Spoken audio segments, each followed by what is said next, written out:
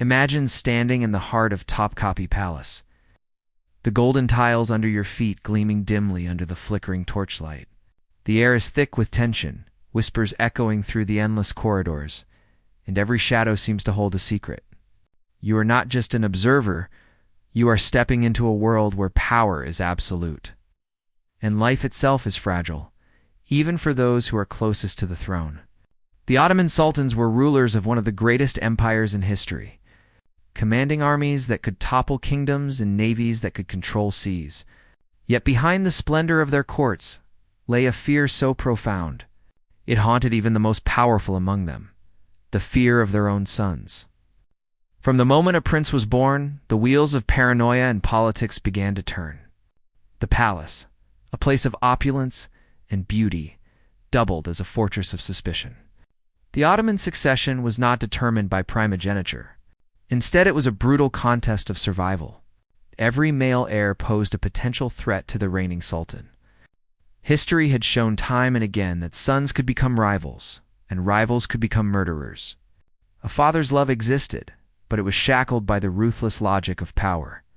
The sultans knew that mercy could be a weakness, and hesitation could cost not only the empire, but their lives.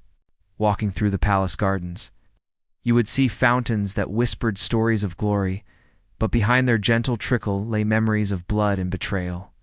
Princes were raised under strict supervision, often confined to the palace walls for years, their education both princely and militaristic, teaching them diplomacy, history, and the art of war.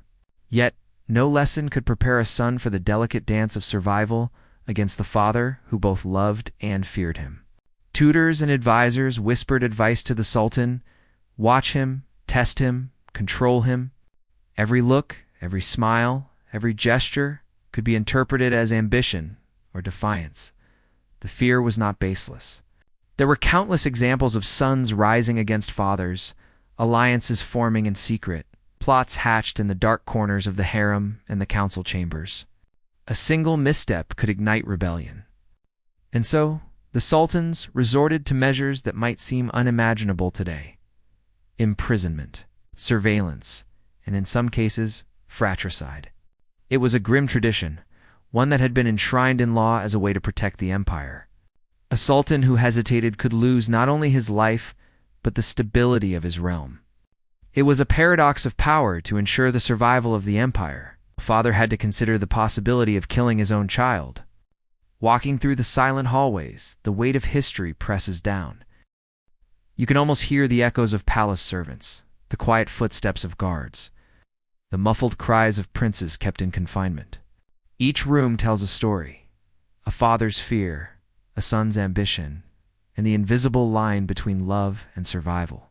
Sometimes the sultans would summon their sons to council, watching them closely as they debated strategy, observing every reaction, every flicker of emotion. Trust was a dangerous gamble, and any sign of disloyalty could mean the end. Outside the palace walls, the empire stretched across continents, but inside, the war was personal and constant. Every decision, every movement within the palace was calculated. The sultan's mind was a battlefield where love, suspicion, and duty collided. He feared that leniency could embolden his son, but cruelty could destroy the bonds of family. In this delicate balance, history was written not just in battles and conquests, but in whispers, hidden letters, and the silent tension of those who lived under the shadow of power. The fear was compounded by advisors who often had their own agendas.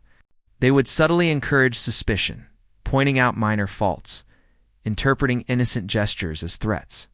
A sultan could never be sure who was plotting his own family, the court officials, or even foreign emissaries.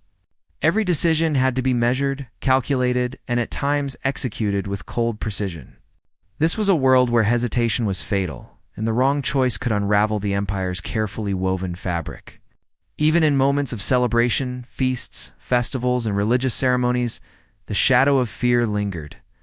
The sultan watched his sons carefully, noting who whispered to whom, who lingered in certain corridors, who seemed unusually attentive or distracted. Every detail mattered. The palace was alive with intrigue, a living organism where trust was rare and fear was constant. The sons themselves were not always innocent. Many learned early that ambition was survival. Some plotted quietly, observing the weaknesses in their father's rule, waiting for the moment to strike. Others remained loyal, but even loyalty could not erase suspicion. By nightfall, the palace transformed. Candles flickered, casting long shadows that seemed to creep along the walls like silent observers. The Sultan would retire to his chambers, yet sleep came fitfully. Dreams were haunted by visions of betrayal, whispers of plots, and the haunting question, could he trust his own blood? The empire outside demanded his strength, but the greatest threat often came from within. It was a reality few outside the palace could comprehend, a constant tension between love and duty, life and death. Through centuries, this fear shaped the empire in profound ways.